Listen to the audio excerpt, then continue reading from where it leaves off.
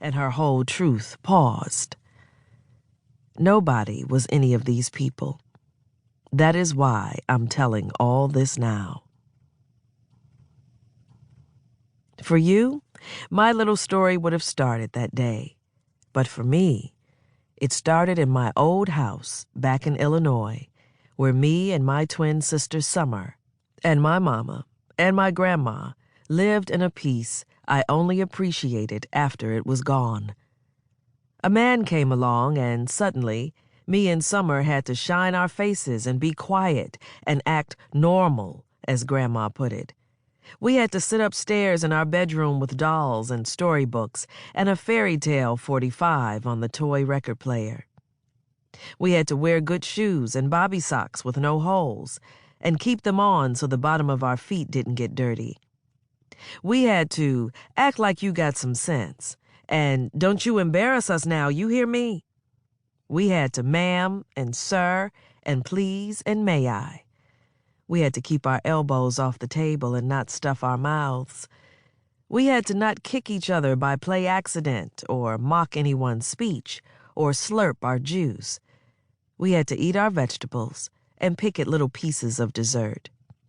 We had to shunt our personalities into forms less disorienting to men. "Murphy's a good man," Grandma said. "That's all your mama needs. Soon as she get a good man, she'll quit being so hung up on your daddy. Things'll turn around in here. You mark my word." She meant no more pottery smash to a cement floor in our shed out back. No more neighbors knocking to peer in and whisper, "You guys okay?" No more feasts one week and famines the next. No more hitching familiar passers-by for a ride to the bus stop, since our mother was a crumple of bedhead on the couch, and her tart morning breath slurred. "Have a nice day, girls." No more retrievals way too early from our Catholic school classrooms. No more no-shows to pick us up after school when the others were all gone, so that we must color quietly in the chapel as the confessors straggle in after dark.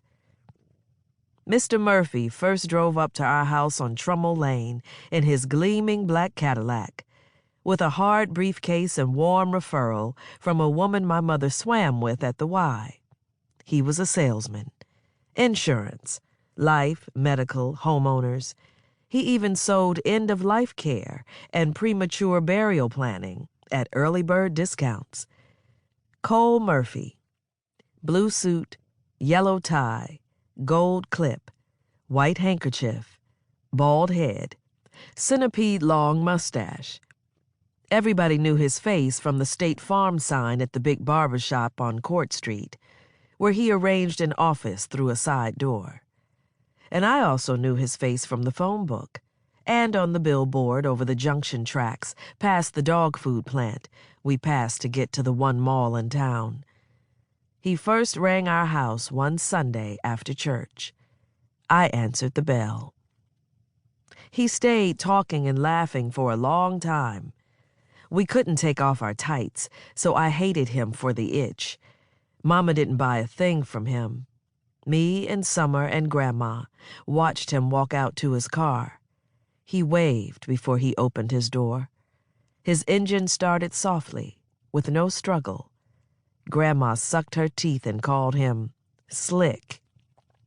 She stuck his beige business card on the refrigerator, pinned it under a green M alphabet magnet.